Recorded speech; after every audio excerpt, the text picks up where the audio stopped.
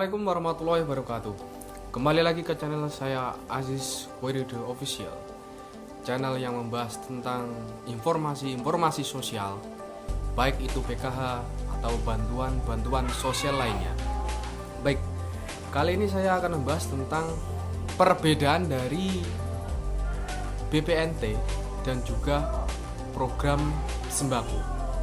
Nah, sebelum kita lanjut ke penjelasan, jangan lupa yang suka dengan video ini bisa klik tombol like, dan jika masih bingung bisa langsung komen di bawah video. Dan jika suka atau ingin melihat terus informasi sosial dari channel saya, bisa langsung subscribe dan jangan lupa nyalakan tombol loncengnya. Ding, gitu ya. Oke. Iya. Kali ini ya saya akan membahas apa perbedaan dari bantuan program sembako dan juga bantuan pangan non tunai. Jadi itu adalah sebuah renteng bantuan yang dari pemerintah. Nah, sebenarnya dulu pemerintah sudah memberikan bantuan pangan ya sosial itu pada awal-awal, yaitu bantuan Rastra.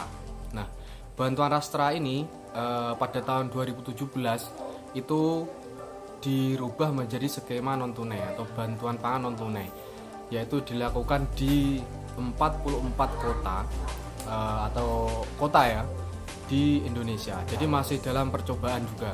Nah, pada tahun 2018 itu sudah dimulai ada bantuan pangan non tunai dan ada sebagian bansos Rastra.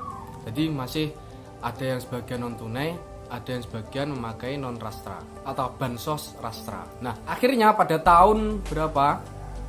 2019 itu semua di seluruh Indonesia itu menggunakan bantuan sosial ini menggunakan non tunai atau memakai kartu kombo, yaitu kartu yang bisa digunakan untuk mengambil uang atau cash lewat ATM atau EDC ya, dan juga bisa mengambil bantuan, yaitu menggunakan e-wallet. Jadi e-wallet ini adalah bantuan yang hanya bisa digunakan untuk mengambil bantuan pangan, tidak bisa digunakan untuk mengambil uang. Nah, seperti itu. Nah, selanjutnya apa bedanya yang memperjelas di sini? Yaitu pertama ya, dalam segi biaya pada waktu pertama bantuan pangan non tunai itu ya, itu diberikan sebesar 110.000 per KPM. Nah, dan selanjutnya di waktu program sembako itu dirubah menjadi 150 pada tahun 2020 menjadi namanya program sembako. Nah, program sembako ini pada waktu dilonceng pada bulan Februari. Nah, jumlahnya berapa? Berbeda, jadi ditambah menjadi 150.000. Dulu pada waktu 110.000 itu hanya memenuhi kebutuhan sumber karbohidrat, yaitu dan juga protein, tapi belum lengkap, yaitu berupa beras dan juga telur. Nah, beras ini jika di daerah yang memang memiliki konsumsi makanan pokok beras ya, mungkin di daerah lain di luar Indonesia itu ada makanan pokoknya seperti jagung ataupun juga sagu. Nah itu. Nah, bedanya apa? Ya, yang bisa membedakan yaitu yang kedua, yaitu program sembako pada tahun 2020. Bedanya seperti ini. Jadi kalau pada waktu BPNT diberikan sumber karbohidrat, tapi di waktu program sembako pada tahun 2020 yang sebesar 150 itu diberikan bantuan berupa tambahan sumber protein. Nah, kira-kira apa? Di sini saya bacakan bahwa ada tambahan ya. Jadi yang program sembako itu memang sudah sumber karbohidrat sudah ada. Nah, sehingga pada waktu program sembako itu ditambahi sumber protein seperti apa? Seperti protein hewani, yaitu bisa berupa telur, bisa berupa ayam, dan juga bisa berupa ikan segar.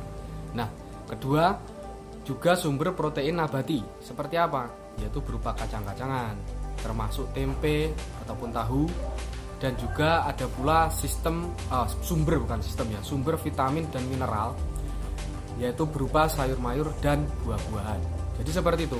Jadi kalau yang pertama itu bantuan pangan non tunai pada tahun 2019 yang sebesar 110 itu hanya sumber karbohidrat yang utama, tapi pada waktu program sembako yang dimulai pada tahun 2020 itu sudah masuk dalam pemberian bantuan berupa sumber protein. Seperti itu. Nah, akhirnya tujuan apa yang menjadi tujuan bantuan ini untuk apa? Jadi tujuan ini yang pertama yaitu untuk mengurangi pengeluaran KPM melalui pemenuhan sebagian kebutuhan pangan ya, dan juga dapat membantu belanja para penerima bantuan ini selama 7 sampai 10 hari. Nah, yang kedua apa? Yaitu memberikan gizi seimbang kepada para KPM karena memang sudah ada sumber karbohidrat sudah terpenuhi, sumber protein juga sudah terpenuhi. Itu sudah masuk dalam program saat ini. Nah, program saat ini pada waktu pandemi COVID-19 itu yang awalnya pada waktu Februari itu 150 menjadi dikembangkan pada waktu COVID-19 itu menjadi 200.000 sampai tahun 2020 akhir atau sampai Desember. Jadi sekarang yang diterima oleh KPM itu semuanya adalah bantuan program sembako ya. Saya tidak menyebutkan lagi bantuan pangan non tunai, tapi menyebutkan program sembako itu sebesar 200.000 per KPM.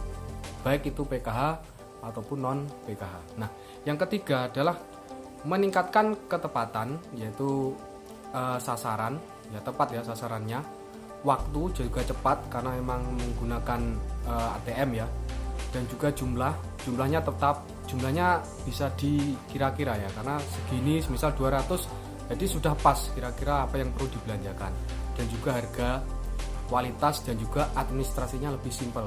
Jadi kita hanya menggunakan EDC atau kita gesek. Nah, karena ngambilnya itu kan di e-warung atau agen yang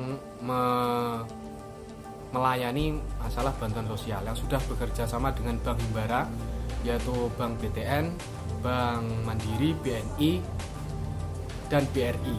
Jadi bekerja sama dengan itu karena memang dari segi semuanya rata-rata sudah masuk dalam himpunan Bank Negara atau Himbara.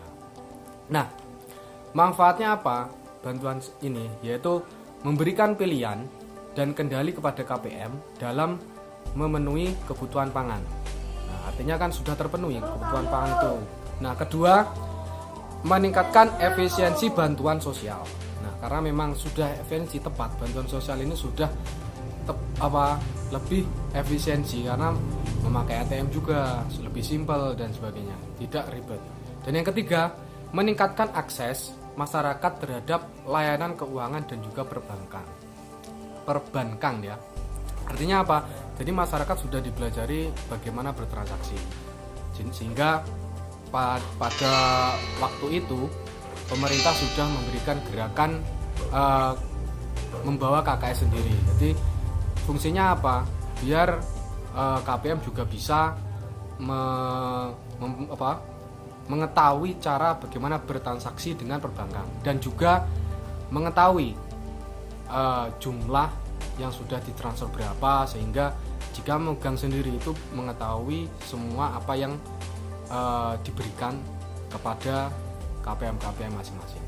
Seperti itu. Jadi program sembako itu adalah program yang pada hari ini, yang dulu awalnya bantuan rastra, kemudian menuju ke non tunai, kemudian seterusnya adalah non tunai dan juga bantuan rastra, kemudian BPNT full satu Indonesia ya, seluruh Indonesia, dan yang terakhir adalah bantuan program sembako. Nah, itu sudah menyeluruh. Artinya perhatian pemerintah terhadap kebutuhan pangan atau peningkatan KPM itu bisa mencerdaskan dan juga mengangkat dari garis kemiskinan menuju ke awalnya kalau KPM itu menuju graduasi atau sudah menjadi di bawah garis miskin, itu mengangkat mereka ke menengah, artinya sudah tidak dalam garis miskin. Mungkin itu yang bisa saya sampaikan. Moga-moga informasi ini bisa bermanfaat dan juga bisa diberikan kepada yang membutuhkan informasi tentang program-program sosial. Mungkin itu dari saya akhiri. Wassalamualaikum warahmatullahi wabarakatuh.